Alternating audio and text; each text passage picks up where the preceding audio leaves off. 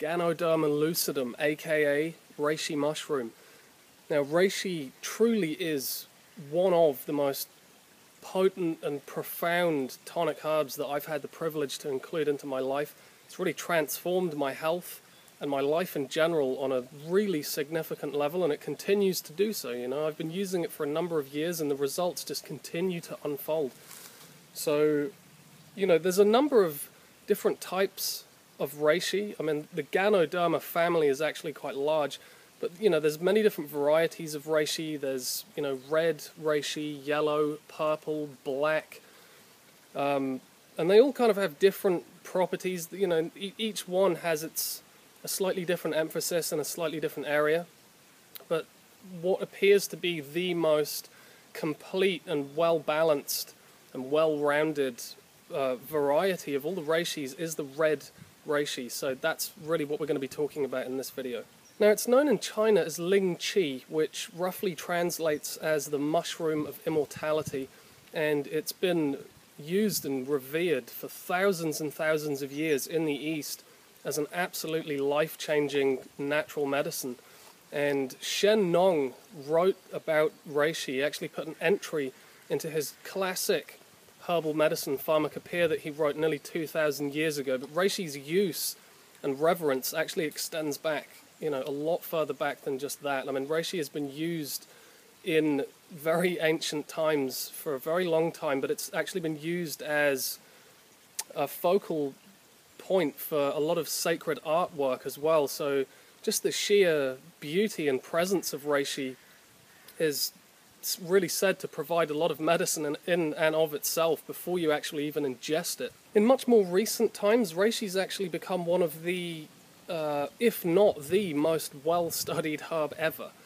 And scientific analysis has really begun to validate and verify what a lot of the ancient wisdom surrounding reishi was telling us all along, that it really is one of the most powerful adaptogenic natural tonic medicines that exists. Now, adaptogenic herbs are substances that, once ingested, they basically work on creating a state of balance within the body and a state of harmony with the surrounding environment. And they're basically enhancing our healing and repair mechanisms within the body and really enhancing our ability to handle stress. They create in the body what's called a host-mediated response, which basically means that they're creating certain reactions in the body that are beneficial for your individual situation. So they're never going to work the same from one person to the next. They may stimulate a certain aspect of one person's metabolism, whereas they're actually going to lower that in somebody else. It really just depends on what we need as individuals. So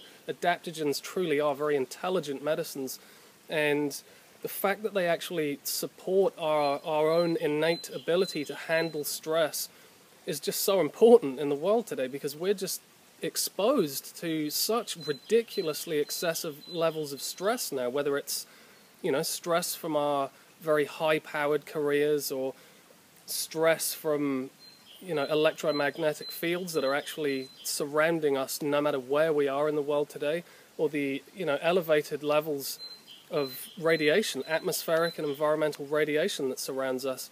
Really, there's just so many different kinds of stress that we're exposed to constantly. So consuming adaptogenic substances is actually one of the most beneficial health strategies that any of us, all of us, could be implementing at this point in human history. And reishi mushroom is really one of the top adaptogenic herbs of all time.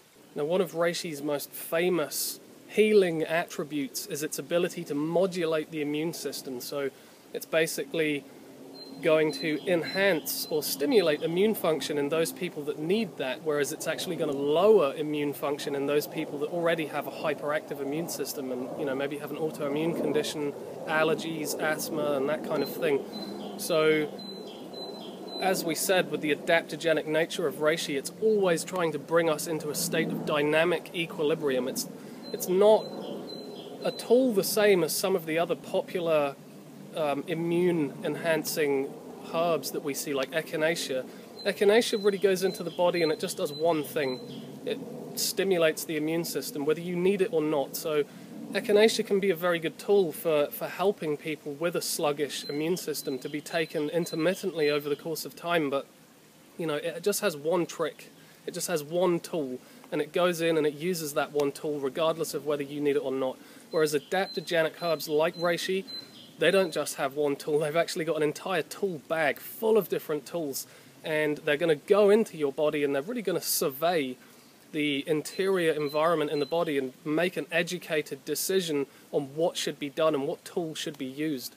So, through scientific analysis, reishi has shown that it has over 100 different polysaccharides, which are the nutrients that actually enhance immune function. They plug into immune cells.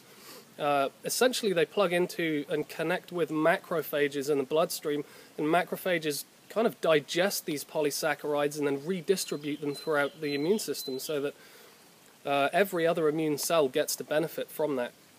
So, yeah, it's got over 100 different types of polysaccharides. It has 119 different triterpene compounds as well, and all of these constituents have shown to really upregulate the intelligence and the function of macrophages and lymphocytes and natural killer cells, really just the whole range of immune cells. Out of reishi's vast triterpene complex, it has two compounds in particular called ganoderic and ganoderic acids, and these have shown really, really awesome results in treating autoimmune conditions and allergies. But probably the most well-researched element to these chemicals is their ability to tonify the liver and really enhance overall liver function. So they're really helping the liver to assimilate and utilize nutrients. They're helping it to store excess nutrients as well. But they're also helping to support the liver's natural detoxification process that it performs for us constantly. So harmful, toxic chemicals are actually being broken down and rendered harmless and excreted from the body with much more ease. But they're also some of them are being chemically restructured from a harmful toxic substance into something that the body can actually make use of and that can utilize. But these ganoderic acids in particular have a very direct effect on healing the liver because they're a beta-glucuronidase inhibitor.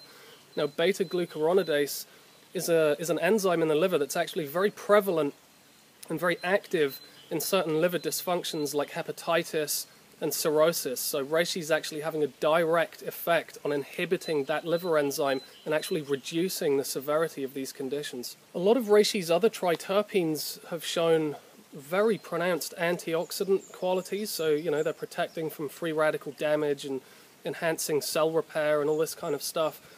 And they're also very, very anti-inflammatory, so they've been used with great results in treating arthritis. And they're also really increasing the absorption capacity for oxygen within the body. So they're actually dilating the alveoli in the lungs so that we can absorb more oxygen, and they're increasing the flow of oxygen throughout the body and the utilization of it throughout the body. So, the whole human organism is benefiting from this, but for specifically the alveoli in the lungs and the dilation of them, reishi has become really quite renowned as a very effective treatment, natural treatment for asthma and bronchitis and other, lung-related conditions. Reishi is also a very powerful tonic to the kidneys and the heart, and for the heart in particular, it can reduce diastolic blood pressure, which is the blood that's entering the heart, and it does that without impacting or altering the natural rhythm of the heartbeat in any way. And it's been used also for a very long time now as a very successful cardiovascular medicine in general, because not only does it have this tonifying effect on the heart, but it also inhibits cholesterol synthesis. So, it's being used as part of an overall treatment therapy for things like atherosclerosis. Now, aside from these aspects, reishi is also a very powerful antiviral medicine, and studies have shown that it can inhibit the replication of the HIV virus, and it's actually very, very good at repairing and healing immune cells that have become infected with the virus. Reishi mushroom has garnered significant interest and attention over the years as a powerful anti-cancer medicine. But to explore this particular aspect of reishi's healing benefits, I'd just like to read a little bit from Paul Stamets' book, Mycomedicinals. Now, the book says, studies have ascertained that the primary anti-tumour effects of Ganoderma lucidum are from biological response modification of the host. Reishi's polysaccharides caused a 5 to 29-fold increase in tumour necrosis factors, and that the polysaccharides of Ganoderma lucidum significantly inhibited the growth of leukemia cells. A unique beta-glucan from the mycelium enhanced the production of nitric oxides from macrophages, but decreased other free radicals and the collateral harm that they caused to healthy cells. This mechanism was further elucidated and showed that tumor necrosis factors were released by macrophages 8 hours after exposure to derivatives of mushroom polysaccharides, targeting cancerous cells, followed 4 hours later by a burst of nitric oxide, which then killed the diseased cells. So, I think it's quite safe to say that the results, they're fairly conclusive, that reishi does offer very significant anti-cancer benefits. Reishi has been widely understood for many thousands of years to be a powerful three-treasure tonic.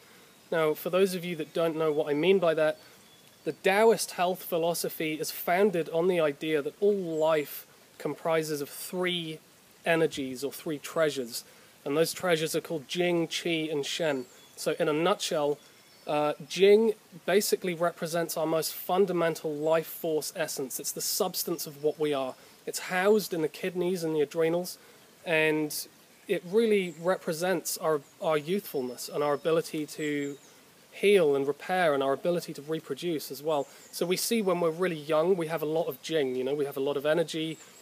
We can treat ourselves very badly with very minimal or no consequences, and we heal very quickly.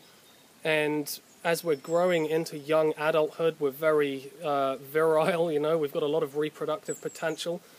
And so we have a lot of Jing throughout childhood up to, the early stages of adulthood. But we see as we begin to age through adulthood, we begin to heal more quickly. We begin to have less available energy. We begin to, our ability to reproduce begins to decline, and then, at some point for many of us dries up altogether. So this is, us using up our Jing battery. The kidneys are basically like the Jing batteries. And so the aim in the Taoist healing arts was really to keep those Jing batteries as full as possible throughout life, so that we could extend our lives, we could increase longevity and actually enhance our health and wellness throughout that time. So Jing really is our fundamental substance. It's our life force essence. Now Qi, if Jing is the substance of life, then Qi is the animation of life. It's the movement of life. So Qi, in a way, is like the aliveness and the movement of Jing. If we didn't have Qi and only Jing, we would just be a kind of static matter that couldn't move or do anything. So Qi is really what gives us this animation. Now we're getting Qi from the air that we breathe, we're getting Qi from the food that we eat, from the nutrients that we're digesting. So Qi is very closely tied into respiratory health, to exercise, to digestive health, and Qi really represents our immediate energy needs. It represents our daily moment-by-moment energy needs. So if we're getting low on Qi, if we're not exercising properly, if we're not breathing properly, if we're not digesting our food properly, then we can have a deficiency in Qi, which can actually lead us to start tapping into our Jing battery just so that we can have enough available energy to get through the day. So balancing these 2 energies is very, very important. And when these 2 energies are balanced, they give rise to a 3rd energy, which is called Shen. Now Shen, Shen basically represents our spiritual power. Shen is like the spirit energy. Shen is our potential. It's the fulfillment of our life's purpose. It's the realization of our life's purpose, and then it's the fulfillment of that purpose. So Shen is really the whole point. Shen is the reason why we're here. Shen is our personal evolution. So all 3 of these treasures combined basically make up what we are. They make up all life, essentially. And so if we can enhance our circulation of these three treasures and actually build them up and increase them over time, then we're actually working on every aspect of our being energetically. So this was really the Taoist health philosophy, was to cultivate all three treasures and actually reach levels of profound health and longevity because of that, and profound realization and spiritual power as well. So there's a number of different herbs in the Taoist health system. Some nourish one treasure, some nourish two treasures, but three treasure tonics that actually tonify and build all three treasures are much more rare. And reishi mushroom is actually one of the premier three treasure tonics, and it's specifically a very potent Shen tonic. Now, in regards to it being a Shen tonic and a spirit building herb, you know, it's another one of its very famous names is the herb of spiritual potency. And when we look at reishi in this way, what's widely understood is that reishi works in the human mind and in the human psyche and in the human spirit in much the same way as it does in its wild natural ecosystem. So in its native habitat, reishi is basically what's known as a saprophytic mushroom. So it's growing on dying and dead organic matter, and it's actually accelerating the breakdown process of that matter so it can very quickly return it to the soil or to the rhizosphere of the forest, and that whole ecosystem can then benefit from the work that reishi is conducting. So it's basically just breaking things down at a very accelerated rate and feeding and nourishing its ecosystem so that the ecosystem can become more resilient and more adaptive and stronger and more healthy because of that. So in regards to us consuming reishi as a, you know, for its Shen benefits, it's believed to work in much the same way because reishi